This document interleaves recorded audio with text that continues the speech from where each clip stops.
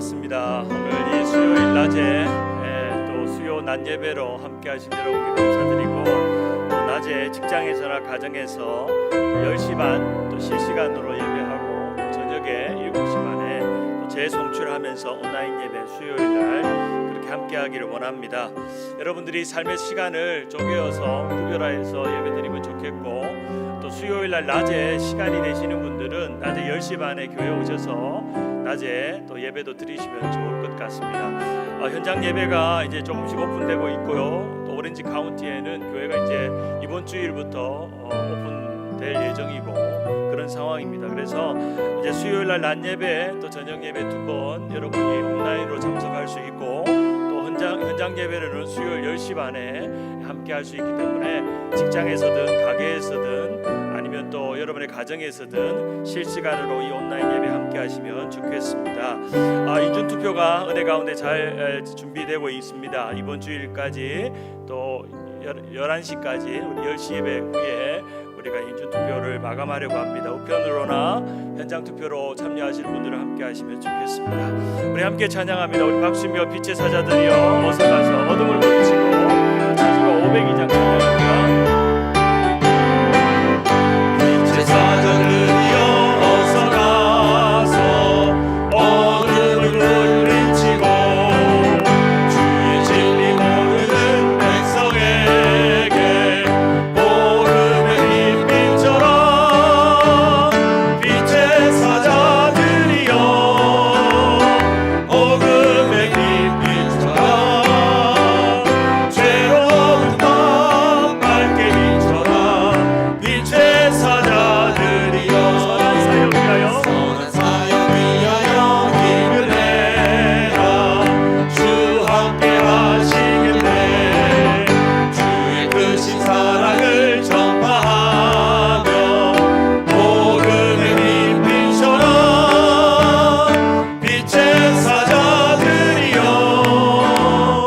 복음의 빛처럼 죄로운 밤 밝게 비춰라 빛의 사자들이여 주님 부탁하신 말 순종하여 이 진리 전파하라 산을 넘고 물 건너 힘을 다해 복음의 빛처럼 빛의 사자들이여 복음의 빛처럼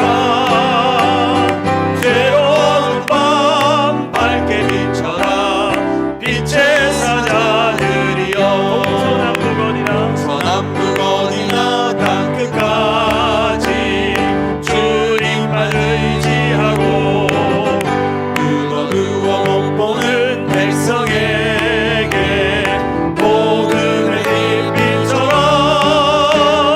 빛의 사자들이여 어둠의 빛처럼 죄로운 밤 밝게 비춰라 빛의 사자들이여 보혈을 지나 하나님 품으로 우리 함께 가사를 생각하며 찬양합시다. 주님의 보혈을 의지하며 주님의 피의 공로를 의지하며 찬양합니다.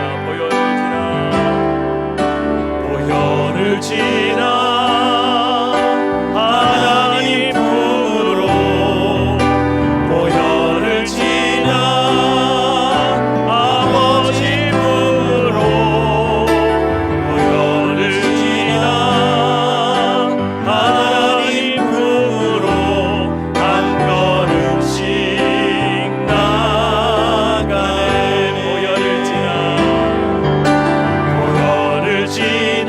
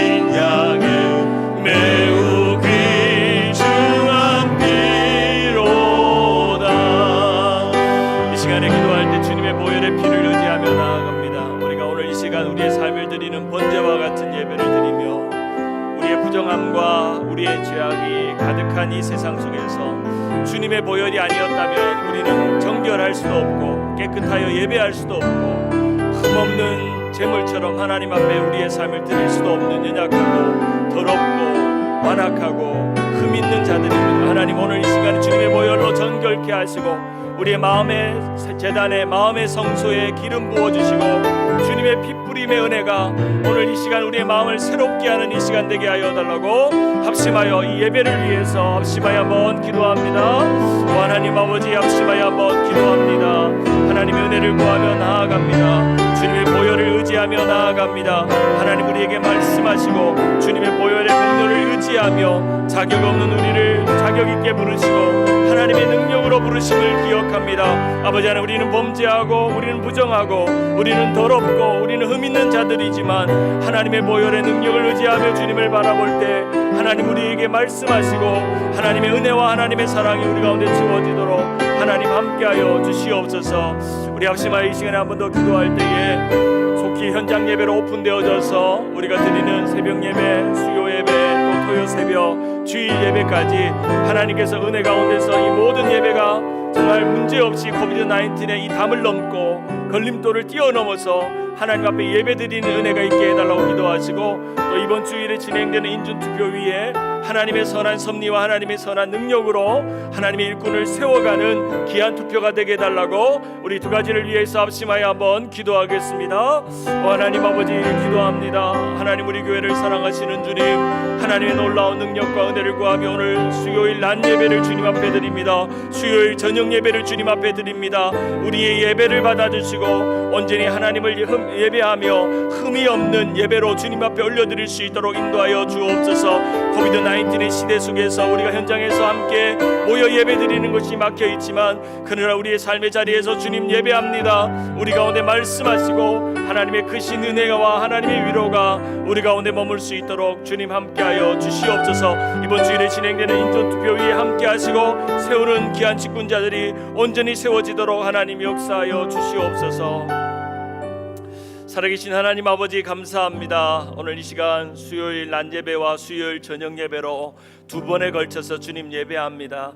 우리의 예배가 우리의 시간과 공간과 마음을 쪼개어서 주님 예배하게 하시고 우리 안에 임재하시는 하나님의 능력이 우리의 부족함에도 우리의 부정함에도 우리의 더러움에도 우리의 흠 있는 모습임에도 불구하고 예수 그리스도의 보배로운 피가 나를 덮으사 새롭게 하시고 주님의 임재를 경험하며 주님의 속죄의 은혜로 속건의 능력으로 주님 앞에 나아갈 수 있도록 주님 역사하여 주시옵소서. 오늘 이 낮에 현장 예배로 오신 분들, 또 저녁에 온라인으로 예배드리는 분들, 각자의 처소에서, 비즈니스의 자리에서, 사무실에서, 가정에서, 직장에서, 또 오고 가는 차 안에서 주님 앞에 예배드리는 모든 일상의 예배를 받아주시고 하나님 앞에 온전히 드리는 귀한 예배의 시간 되도록 하나님 역사하여 주시옵소서. 감사드리옵고 예수 그리스도의 이름으로 기도드리옵나이다. 아멘.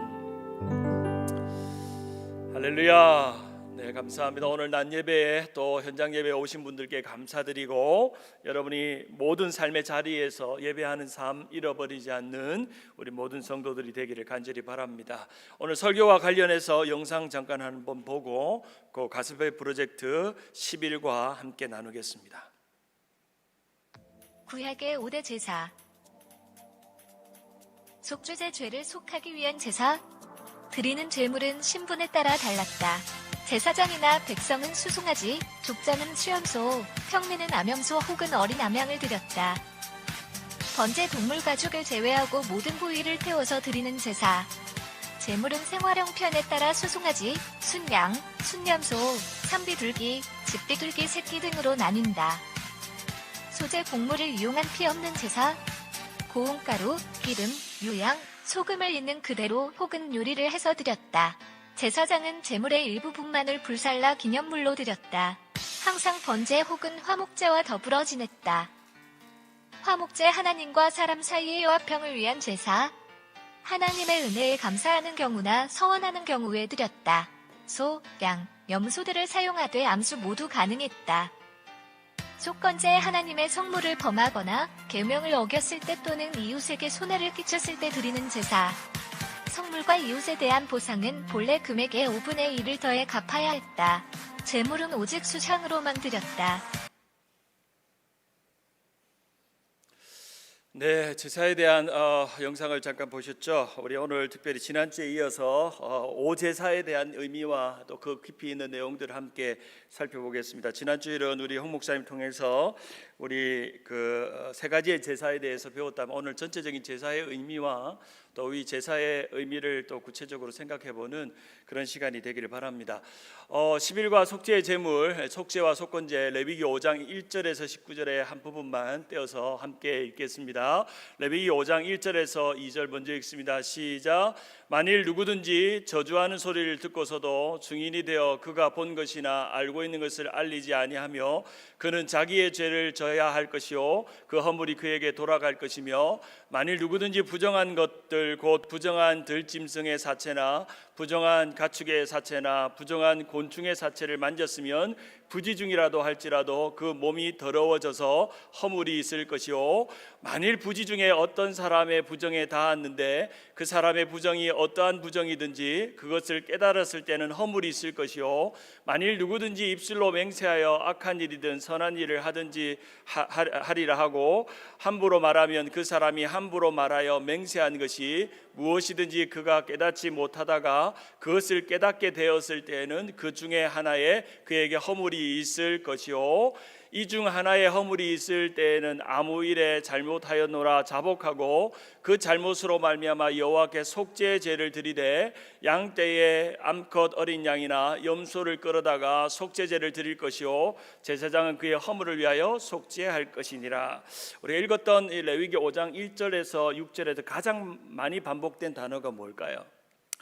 부지중에 자기가 그리고 또 하나는 이 속죄제에서 중요한 건 뭐냐면 자기가 입으로나 손으로나 부정한 것을 만지거나 잘못한 일을 깨닫게 되었을 때 드리는 제사가 바로 속죄제였다는 겁니다. 자, 레위기 5장 14절 그럼 속건제에 대해서 한번 읽어봅니다. 레위기 5장 14절 시작.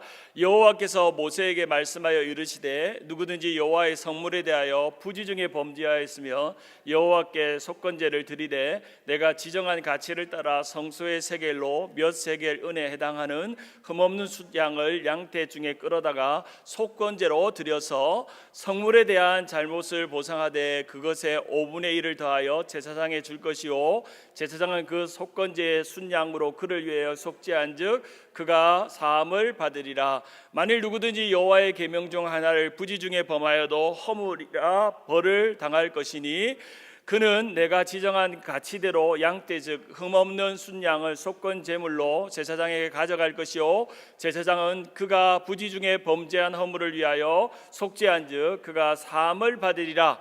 이는 속건제니 그가 여호와 앞에 참으로 잘못을 저질렀음이니라. 아멘. 특별히 오늘 배우게 되는 속죄제와 속건제는 우리가 사람과 하나님 앞에 지은 죄들에 대한 또 부정한 것에 대한 태도를 다루는 그런 제사입니다. 특별히 가스페 프로젝트에서도 다루고 있는 것처럼 이 레위기의 그 신약적인 해석은 히브리서에 등장하는데 레위기에 등장하는 율법과 예수 그리스도의 복음이 어떻게 연결되고 그리고 예수님이 이 오제사와 예수님의 사역, 예수님의 십자가의 죽으심, 그분의 속죄의 사역 그리고 그분의 속건의 사역이 어떻게 연결되어지느냐를 찾는 것이 레위기를 읽는 가장 중요한 핵심이라고 말할 수 있습니다. 그래서 레위기 본문과 연결해서 히브리서를 읽어보면 히브리서는 신약의 레위기라고 말하죠. 히브리서 9장 13절 14절 한번 읽어봅니다. 염소와 시작. 염소와 황소의 피와 및 암송아지의 죄를 부정한 자에게 뿌려 그 육체를 정결하게 하여 거룩하게 하거든 하물며 영원하신 성령으로 말미암아 흠없는 자기를 하나님께 드린 그리스도의 피가 어찌 너희 양심을 죽은 행실에서 깨끗하게 하고 살아 계신 하나님을 섬기지 못하게 하지 못하겠느냐.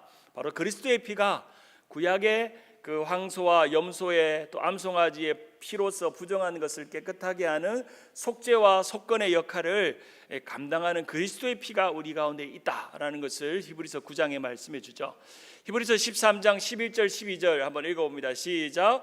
이는 죄를 위한 짐승의 피는 대제사장이 가지고 성소에 들어가고 그 육체는 영문 밖으로 불사름이라. 그러므로 예수도 자기 피로서 백성을 거룩하게 하려고 성문 밖에서 고난을 받으셨느니라. 그런즉 우리가 그의 치욕을 짊어지고 영문 밖으로 그에게 나아가자. 바로 예수님께서 속죄의 어린 양이 되셔서, 그리고 그분이 또 속죄의 어린 양으로 속죄의 은혜로 우리를 구원하시는 그런 고난의 사건을 히브리서 13장은 우리에게 말씀해 주고 있습니다. 우리가 출애굽기 20장부터 이제 시내산에 와 있는 순간부터 시내산에서 모세가 하나님의 임재 앞에서 받은 성막의 규례와 율법에 대한 규례가 이제 집약되어 있는 것이 바로 레위기입니다. 레위기는 성막에 대한 규례뿐 아니라 제사법과 5가지의 제사법과 7가지의 절기에 대한 아주 디테일을 담겨 있습니다. 그래서 이 레위기가 재미있는 분들은 진짜 성경을 잘 읽은 분들입니다. 근데 레위기가 재미가 없다 그러면 진짜 성경의 의미를 잘 모르고 하는 것인데, 그래서 지난주와 이번 주에 이 레위기를 잘 살펴보셔서 성막과 또 오제사와 7가지의 절기에 대한 이야기들을 우리가 함께 나누면서 살펴보려고 합니다. 600가지가 되는 이 규례들을 구체적으로 하나님께서 백성들에게 주셨습니다. 그래서 레위기를 들여다보면 하나님은 아주 섬세하신 분이다, 아주 디테일하신 분입니다 라는 것을 우리가 깨닫게 되죠.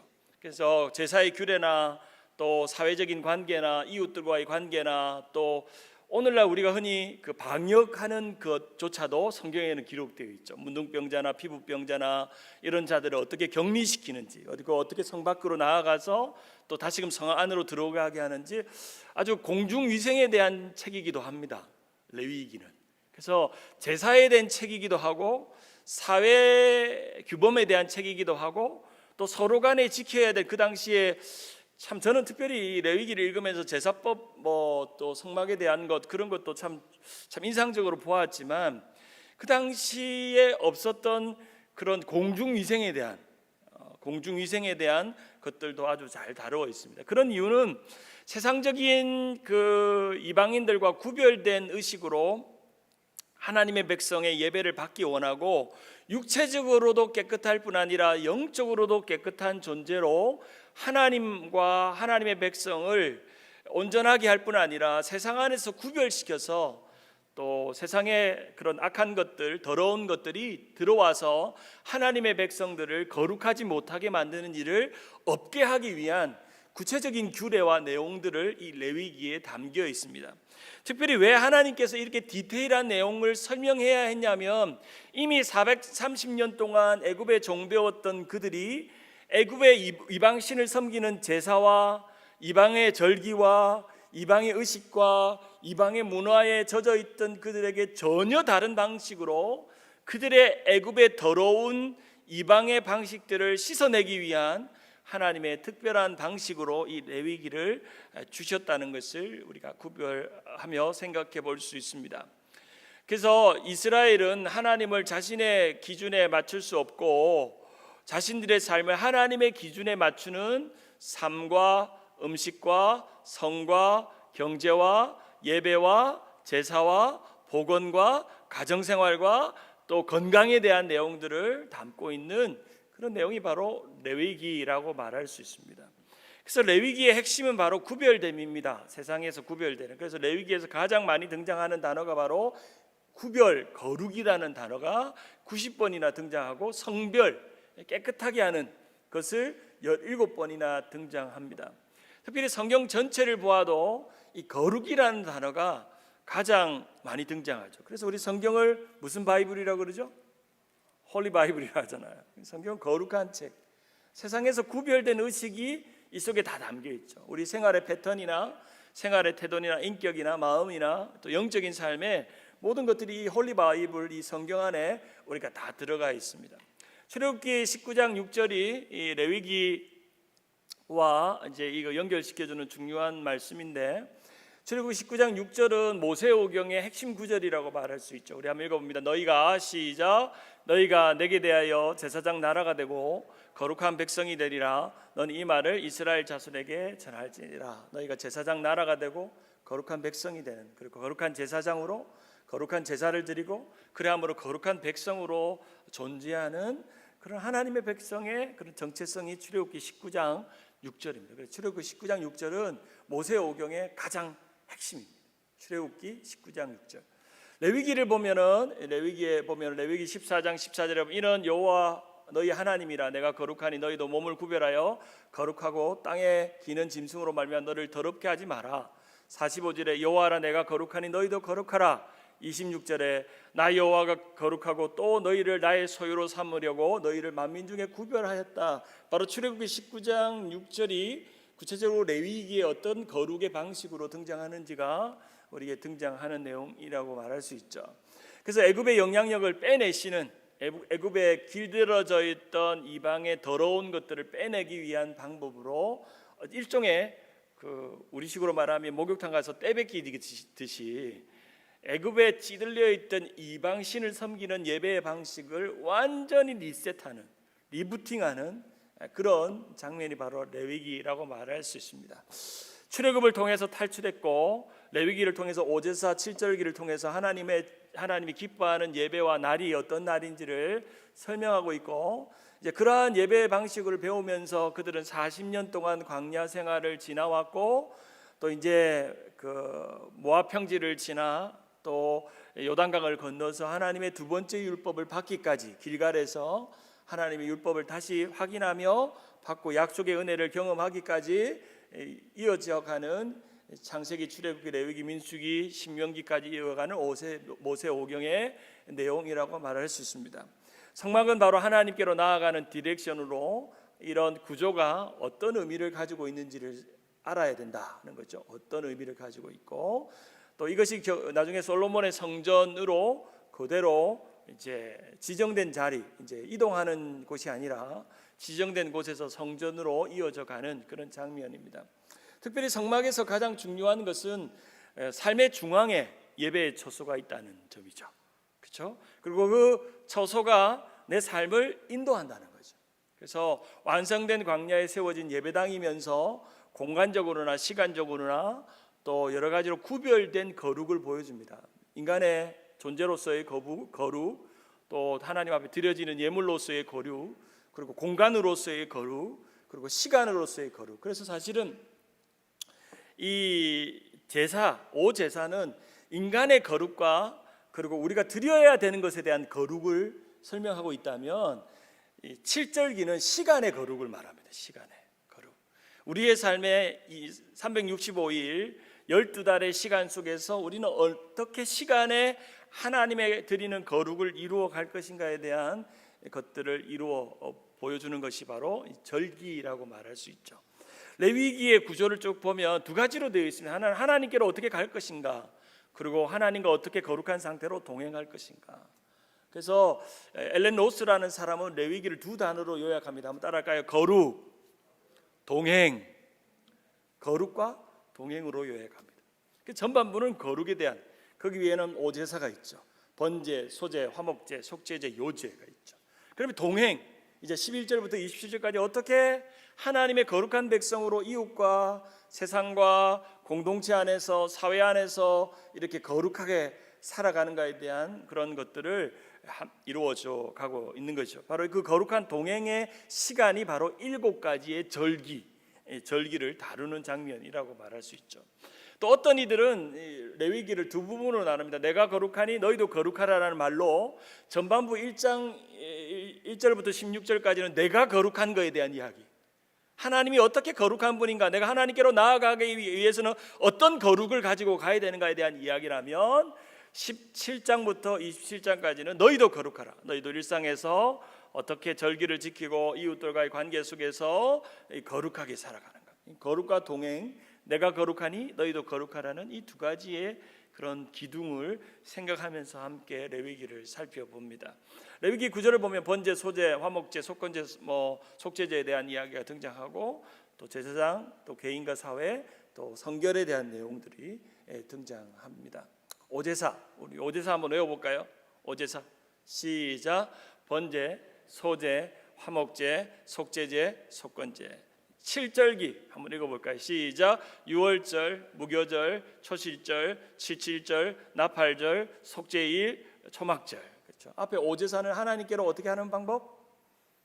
나아가는 방법. 어떻게? 거룩하게. 하나님께로 나아가는 방법. 두 번째 칠절기는 시간의 거룩함을 말하는데 하나님과 어떻게 하는 거? 동행하는 거. 어떻게? 성결하게. 성결하게. 그렇죠? 자, 오제사는 하나님께로 나아가는 방법. 어떻게 하게? 거룩하게. 칠절기는 하나님과 동행하는 시간. 어떻게 하게? 성결하게.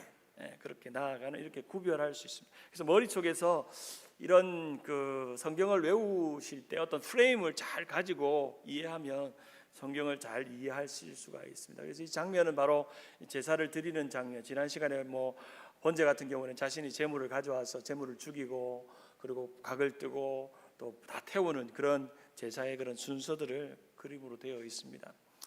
이제 번제와 소제와 화목제, 속죄제와 속건제에 대해서 이제 오제사에 대한 이 그림은 제가 여러분에게 카톡으로 보내드릴 테니까 이 그림 다운 받으셔서 한번 킵해 놓으시면 오제사에 대한 설명을 하게 됩니다. 왜 희생제사가 필요했을까? 몇 가지 이유가 있는데 첫 번째는 하나님께서는 이 이스라엘 백성들의 거룩함을 통해서 자신의 거룩함을 짓기 위해서는 생명인 피의 희생을 치르는 거. 그저 그냥 하나님께서 기도함으로 용서해 줬다는 게 아니라 그 피의 제사를 통해서 짐승이 죽어가는 것을 대신함으로 생명이 죽어가는 것을 통해서 이 죄를 구하는, 그리고 더러움을 씻는 그런 제사를 이루어 가셨죠. 그래서 하나님께서는 죄의 형벌을 그냥 놓아두지 않으시고 또 대속의 죽음의 희생의 제사를 통해서 그 값을 치르게 하시는 거죠. 사랑하는 여러분, 여러분의 죄는 값을 치렀습니까? 치르지 않았습니까? 여러분이 죄를 지었잖아요. 여러분이 하나님 앞에 나아가게 부정했잖아요. 여러분의 죄값은 누가 치르셨습니까? 누가 치르셨죠? 예수님이 치르셨습니다. 얼마나 은혜인지요. 여러분이 지은 죄값을 치러야만 하나님께로 나올 수 있다 그러면 누가 나올 수 있겠습니까? 여러분이 오늘 일주일 동안 예배당에 오는데 여러분이 입으로나 생각으로나 마음으로 지은 죄를 하나님 앞에 책망을 받는 죄를 내 힘으로 깨끗하게 하고 나온다 그렇다면 예배당에 올 수 있는 사람이 있을까요? 저 역시도 나올 수 있는 사람이 없습니다. 오직 예수님을 통해서 자격 없는 내 힘이 아닌 오직 예수님의 보혈로, 자격 없는 내 힘이 아닌 오직 예수님의 보혈로. 오늘도 나는 부족하고 흠있고 부정하고 더러운데 예수님의 공로의 피로, 예수님의 피값으로 다 지은 죄들을 용서해 주셨습니다. 제가 어릴 때 권사님들이 종종 수요예배마다 기도하면 기도할 때마다 전반부는 자신의 죄에 대한 이야기를 울면서 기도하시면서 이 억만제약 가운데 있는 나를 구원하신 예수님의 은혜를 늘 항상 우리 어른 할머니 권사님들은 항상 레파토리가 수요예배마다 기도할 때 레파토리가 그겁니다. 공로 없는 죄인이, 공로 없는 죄인이. 그래서 항상 기도 끝날 때도 이 공로 없는 죄인이 예수님의 이름 받들어 기도드리옵나이다. 그렇죠? 우리는 우리의 공로로 구원받지 않았다는 거죠. 예수님의 공로로, 예수님의 핏값으로. 만약에 구약의 제사가 오늘 우리에게 있었다면 우리는 그것 조달하는 능력이 없어서라도 주님께로 나아갈 수가 없습니다. 그렇죠? 그러나 오직 예수님의 보혈로, 그게 은혜. 그래서 이 레위기가 왜 히브리서를 통해서 은혜가 되어지는 것은 이렇게 까다롭고 이렇게 절차가 많고 이렇게 많은 대가를 치러야만 주님 앞에 용서를 구하고 깨끗함을 입어서 하나님 앞에 예배했다, 예배 드렸다, 제사했다라고 하는 자들이 오직 예수님의 이름 하나만으로 주님께로 나올 수 있는 이 축복, 이 은혜, 이 쉬운 방법, 이 값진 은혜 우리 가운데 있어야 하는데 우리는 이 값없이 주어진 은혜를 값싸게 대한다는 거죠. 값싸. 그래서 우리가 오늘 조심해야 되는 게 값없이 받았다고 해서 예수 그리스도의 피가 값싼 은혜가 아니라는 거죠. 값싼 은혜가 아닙니다. 우리 값싸게 거저받았다고 해서 예수님의 십자가의 공로가 값싸지 않은 것. 우리가 주님의 피를 값지게 하는 것은 여러분의 삶으로 드리는 예배로 주님의 피를 값지게 해드리는 것입니다. 그래서 로마서에 말한 것처럼 산 제사를 드리라. 여러분이 주님의 피로 깨끗하게 된 우리를 다시금 하나님 앞에 드리는 산 제사로 드려지는 것입니다.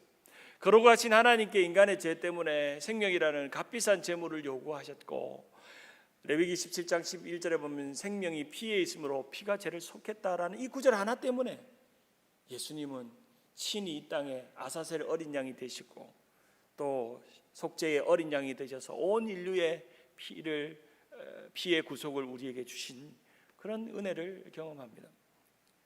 5가지 제사들을 조금만 더 구체적으로 살펴보면 각자의 제사의 디테일까지는 여러분이 안 외우셔도 됩니다. 사실은 저도 뭐 그 디테일을 다 외우지는 못합니다. 그런데 그 제사가 뭘 의미하는지, 뭐의 강조점이 있는지를 외우셔야 돼요. 제가 우리 성막에 들어가는 게 왜 물두봉이 필요하고, 왜 떡상이 필요하고, 왜 촛불이, 그게 뭘 의미하는지까지는 아셔야 된다는 거예요. 그것만 알면 레위기가 재밌어요. 첫 번째 번제는요, 다 태워드리는 제사죠. 번제 이꼴 헌신입니다. 기쁨과 헌신의 제사예요. 번제는 뭐라고요? 기쁨과 헌신의 제사예요. 수직적인 제사예요. 수평적인 제사가 아니라는 거예요. 번제는 뭐 죄 때문에 드리는 제사이기도 하지만 사실은 번제적인 구체적인 의미는 하나님 앞에 예배적인 제사, 수직적인 제사라는 거죠. 수직적인 헌신과 기쁨입니다. 그래서 번제하면 딱 떠올라야 되는 게 헌신과 기쁨이 떠올라야 돼요. 그럼 사랑하는 여러분, 여러분의 일상의 모든 예배가 뭡니까? 번제잖아요. 버닝 오퍼링이잖아요. 번트 오퍼링이잖아요. 다 태워드리는 누구를? 내 삶의 시간, 나의 육신, 나의 물질, 나의 모든 걸 드리는 게 번제죠. 그래서 헌신과 기쁨이 들어가죠. 여러분 주일마다 드리는 예배, 오늘도 이 수요일 낮 예배, 저녁 예배, 일상의 새벽 예배, 아니면 여러분의 경건의 개인적인 시간, 그게 다 번제라는 거죠. 여러분의 삶을 다 드려서 수직적인 하나님을 바라보는 거. 두 번째는 소제는요, 자신에게 주신 일용할 양식에 대한 감사의 제사입니다. 일용할 곡물이죠, 곡물. 소제는 딱 떠올라야 되는 게 한번 따라할까요? 일용할 양식, 그리고 감사죠. 오늘도 여러분이 밥상 앞에서 식사기도 드리는 게 뭘까요? 소제입니다. 소제. 오늘 아침 먹을 때 빵 놓고 계란 후라이 놓고 기도했잖아요. 하나님 아버지, 오늘도 일용할 양식을 주신 것을 감사합니다. 이게 소제라는 거죠. 우리가 일상으로 먹는 모든 것에서 하나님 앞에 드리는 감사가 소제라는 거예요. 그냥 쌀 한 푸대 가져와가지고 그것을 갈아가지고 만드는 게 소제가 아니라, 소제는 오늘 우리가 드리는 삼시세끼 하나님 앞에 드리는 일용할 양식을 위해 드리는 기도가 여러분의 소제라는 거죠. 세 번째로 화목제죠. 수평적인 관계죠. 이 화목제의 가장 결정적인 것은 제사장도 먹고 나도 먹고 여기 있는 사람 다 먹는 제사잖아요. 그렇죠? 서로와 하나님의 은혜를 감사하며 하나님과 화목함을 감사하며 그분을 찬양하며 서로가 나누어 먹는 제사죠. 자, 봅시다. 여러분이 호주머니에 돈이 있었어요. 누군가를 돕고 싶었어요. 지나가다가요, 노숙자가 보여요. 10불 줬어요. 그게 뭐예요? 화목제예요. 여러분이 하나님 앞에 드리는 헌금이 화목제예요.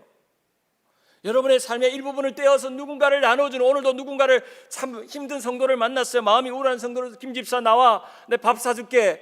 뭐예요? 화목제예요. 누군가의 관계 회복을 위해서 이루어지는 화목제.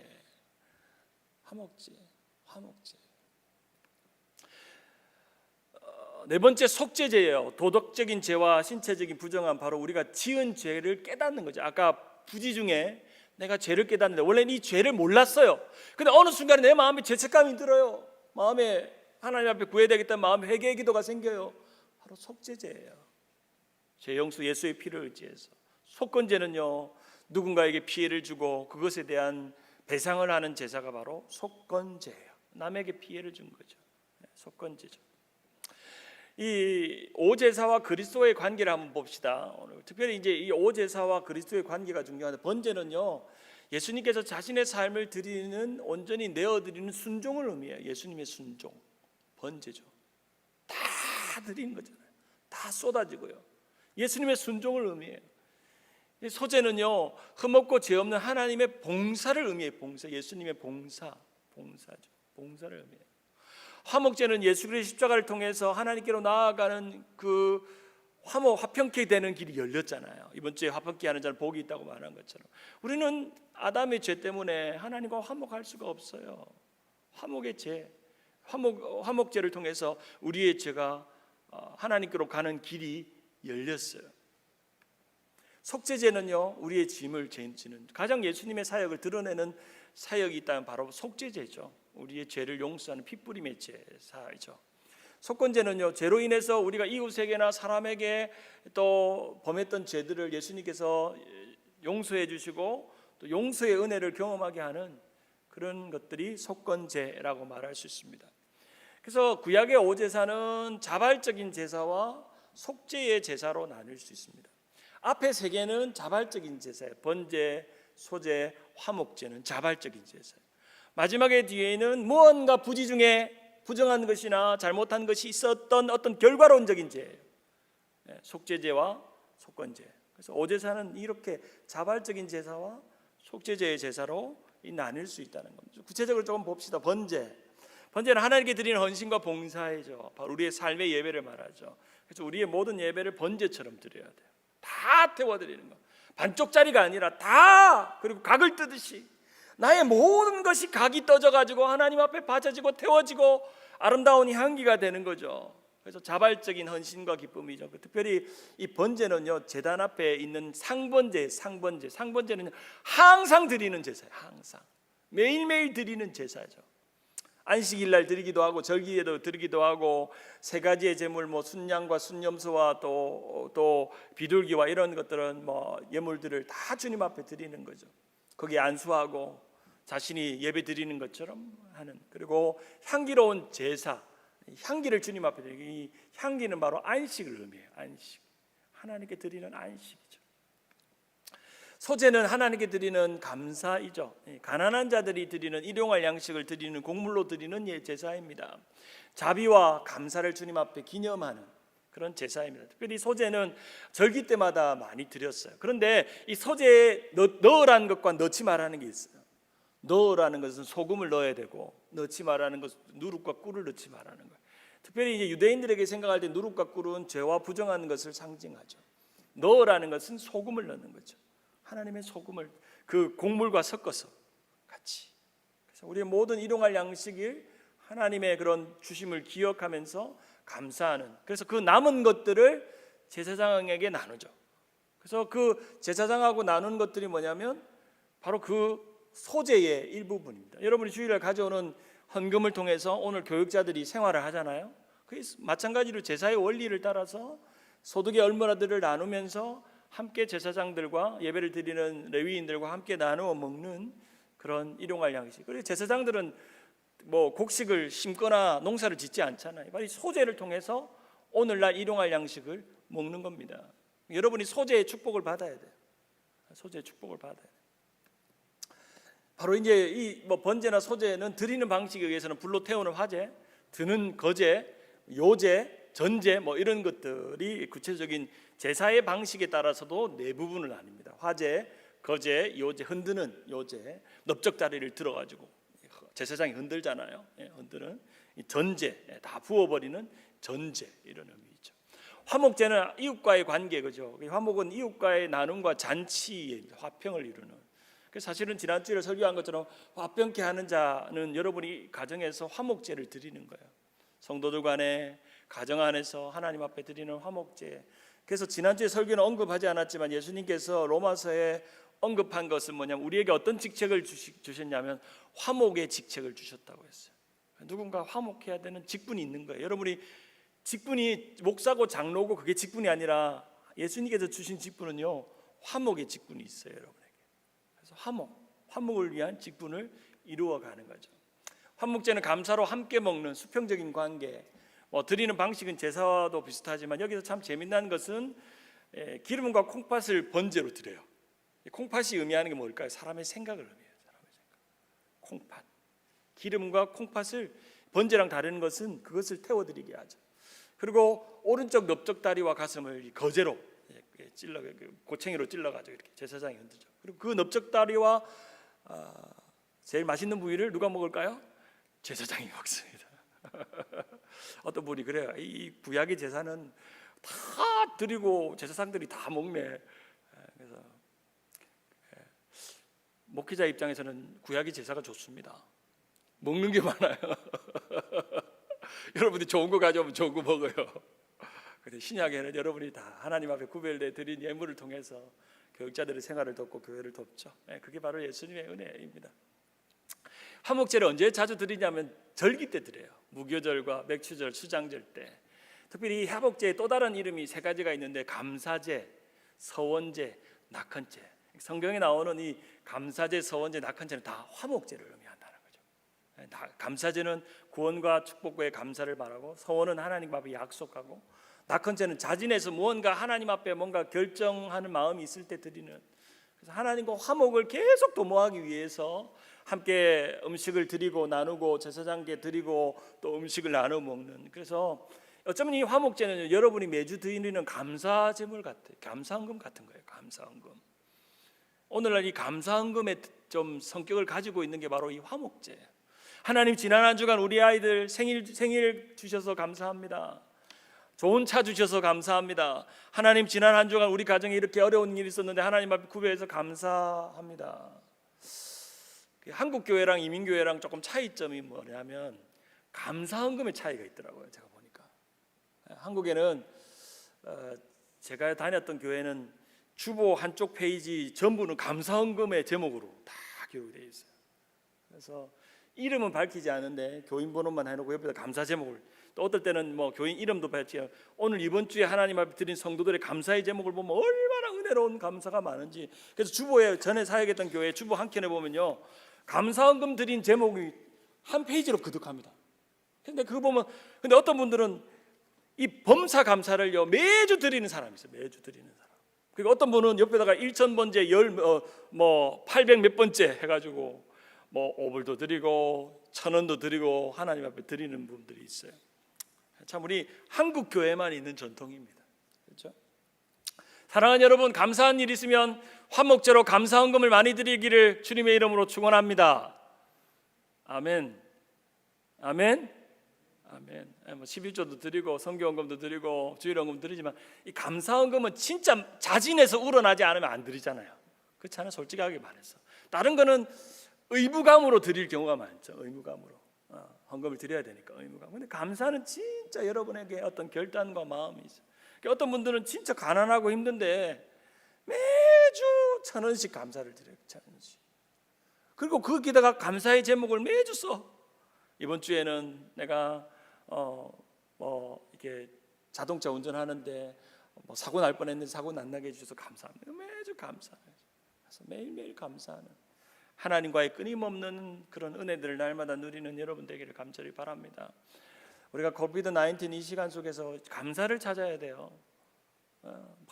왜 불평만 있고, 왜 예배당에도 못 가고, 그래도 얼마나 감사해요. 이렇게 살아 있어서 감사하고. 저는 오늘 무슨 감사를 드릴까 하니까 저는 쓸개 떼고 맹장도 뗐는데 여기 서 있어서 감사해요. 감사해요. 살아 있어서. 어제 내 분득 그런 생각이 들더라고. 야, 살아 있어서 감사하다. 감사하다. 순간순간 감사하는 거. 감사해요.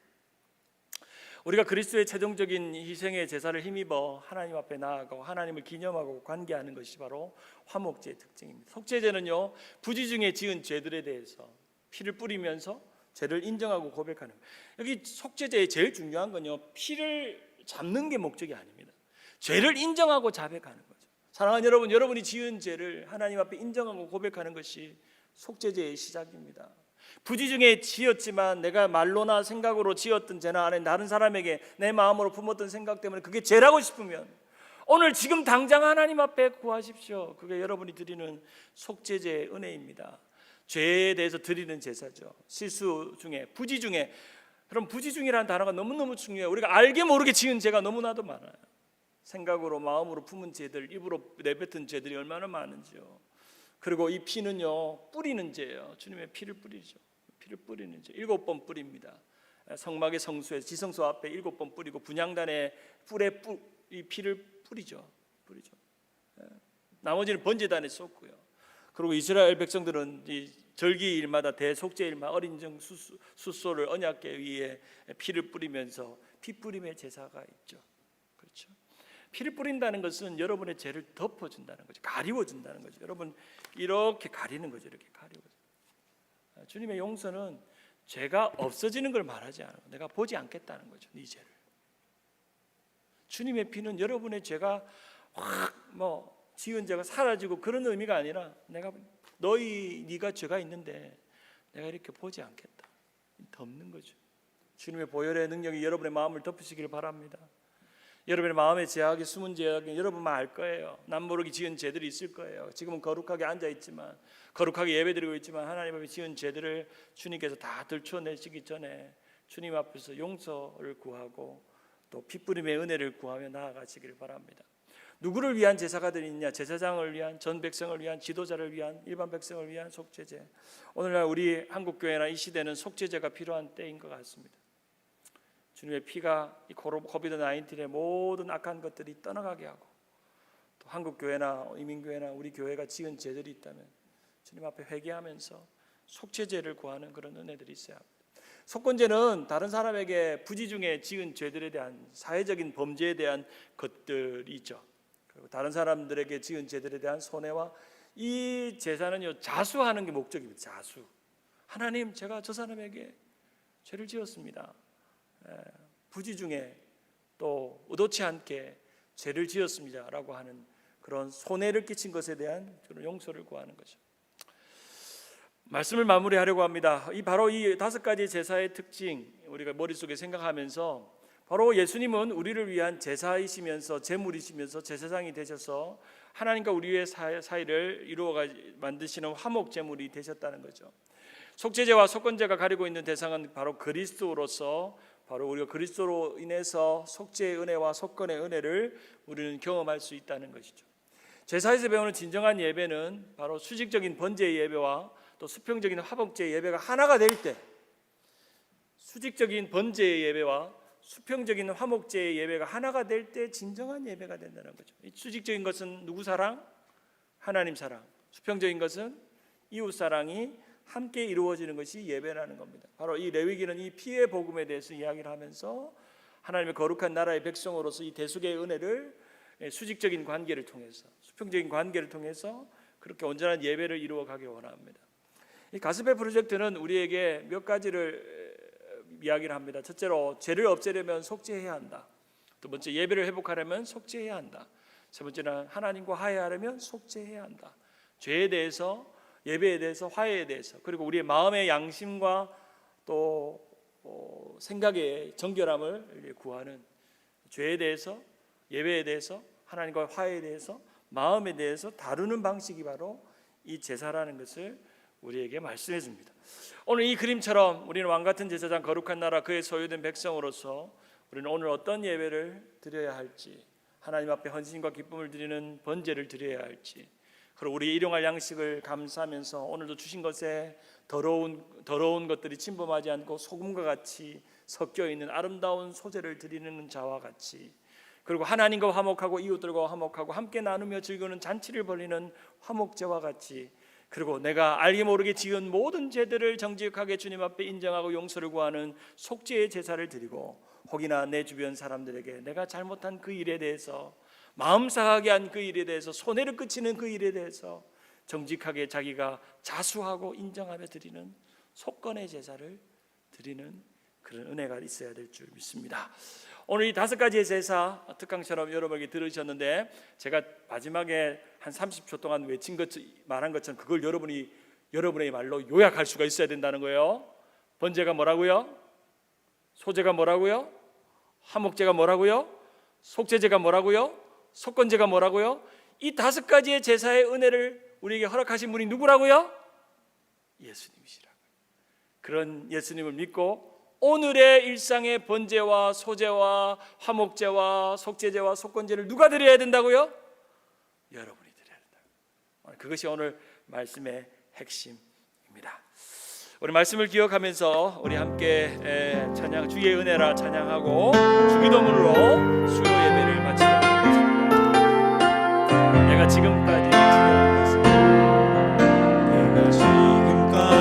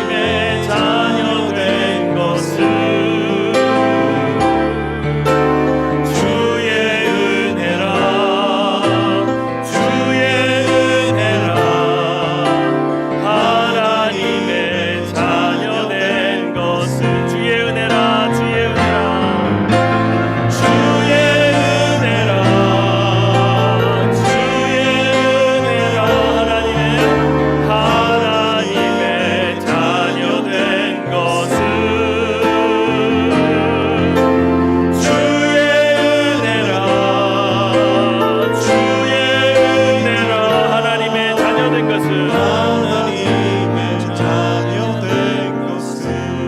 그러니까 지난주의 말씀처럼 하나님의 아들 된 자라면 화평케 하는 일을 하라고 말씀하신 것처럼 우리의 삶에서 하나님과의 관계가 깨어지지 않고 이웃들과의 관계가 깨어지지 않고 온전한 제사인 번제를 드리며 일상의 감사인 소제를 드리며 그리고 우리 서로와의 관계를 끊임없이 감사함으로 또 화목하게 하는 화목제를 드리며 오늘도 내가 깨닫는 내 죄가 주님 앞에 구하며 주님의 은혜를 구하며 나아가는 속죄제를 드리며 그리고 남에게 실수했거나 마음 상하게 했거나 나에게 손해를 끼쳤던 일이 있다면 그것을 회개하며 인정하는 우리의 일상의 제사를 주님 앞에 드리게 하여 주옵소서.